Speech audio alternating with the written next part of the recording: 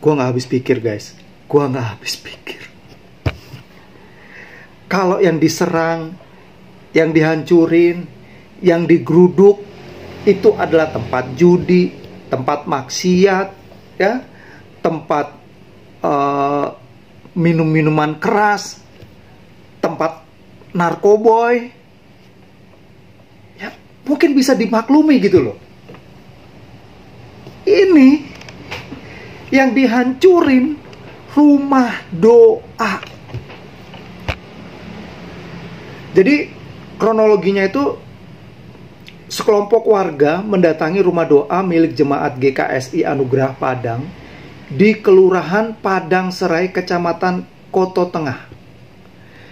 Tempat itu digunakan untuk ibadah dan pendidikan agama, khususnya bagi anak-anak jemaat, bukan sebagai gereja resmi. Jadi, ini tuh bukan gereja. Ini tuh apa? Rumah yang dipakai untuk berdoa dan dilakukannya pendidikan, edukasi bagi anak-anak jemaat. Ya. Ini tuh rumah yang dijadikan untuk anak-anak Kristen yang ada di sana itu dididik apa? Dididik untuk hidup. Ya, pasti kan pendidikannya bukan pendidikan untuk ngancurin rumah ibadah orang lain. Mereka nggak dididik untuk apa? Nggak dididik untuk ngebenci agama lain. Enggak. Mereka diajar, dididik. Supaya apa?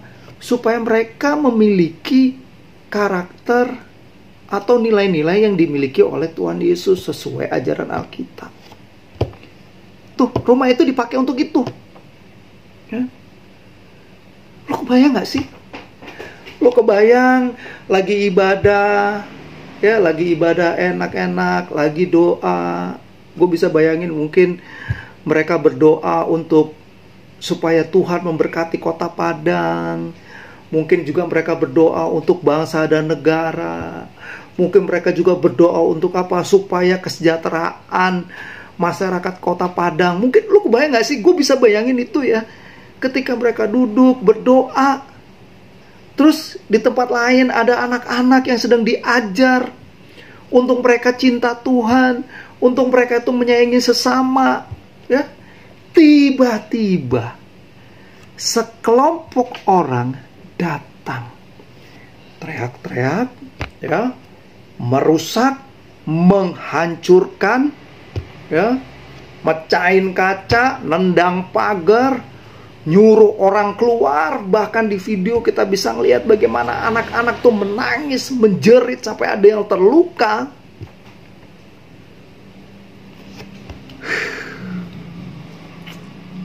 Lu bisa bayangin gak? Lu bisa bayangin gak ketika lu lagi beribadah digituin? Apapun alasannya guys.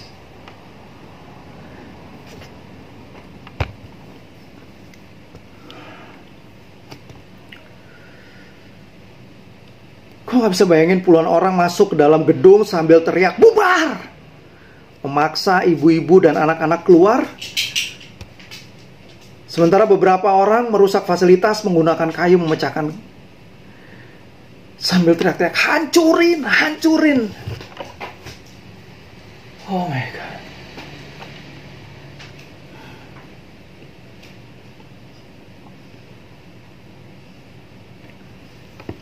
Apakah kita harus diam melihat ketidakadilan seperti ini?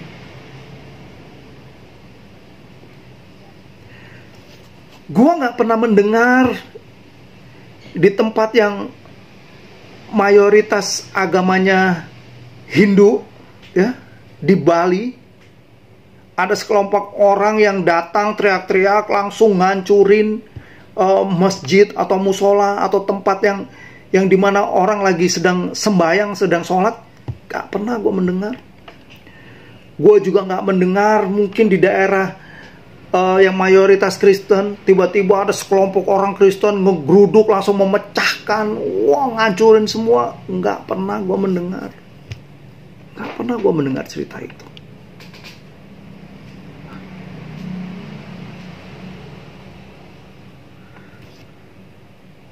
Di kelompok, di tempat atau di tempat yang mayoritas Hindu, orang Kristen, orang Islam, ya, Buddha, berdoa di tengah-tengah. Di kelompok yang mayoritas di kelompok atau di daerah yang mayoritas Kristen, Papua, di Manado, ya, NTT,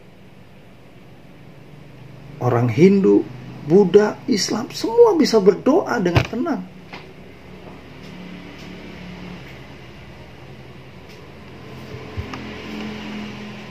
So, apa yang salah?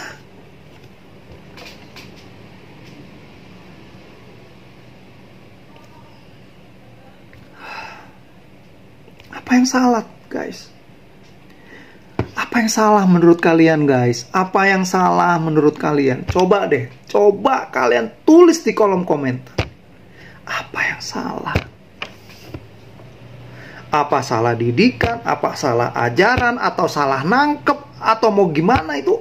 Coba deh, tolong kasih pandangan.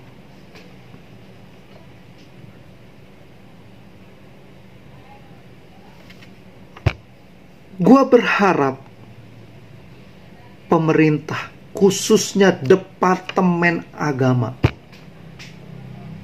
ya, bisa mengambil langkah dan tindakan tegas.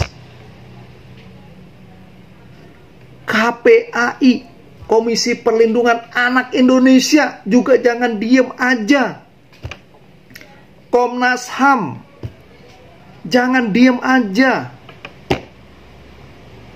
Kita baru ngalamin yang di Sukabumi, sekarang di Padang. Mau ada di berapa tempat lagi peristiwa ini? Hah? Mau di berapa tempat lagi? Cukup.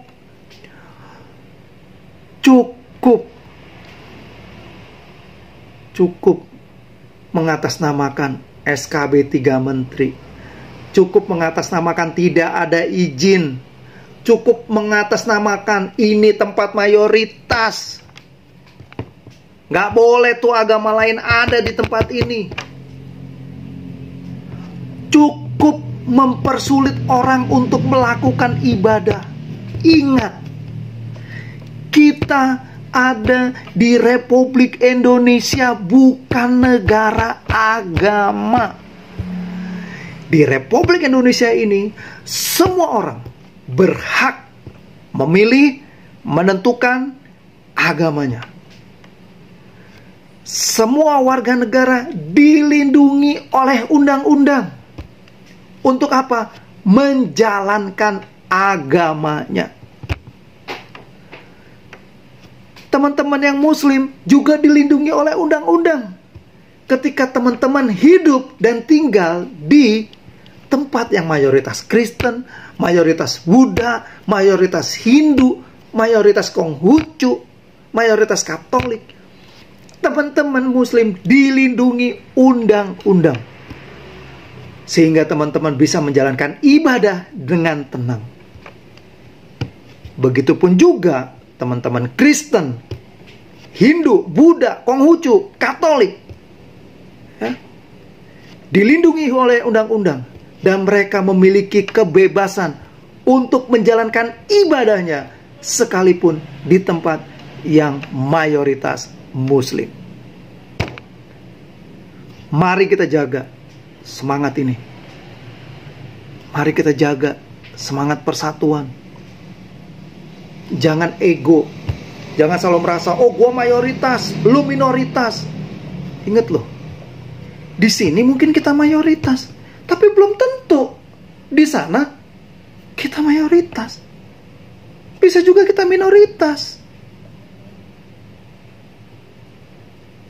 yang mayoritas, mengayomi, melindungi, menjaga yang minoritas.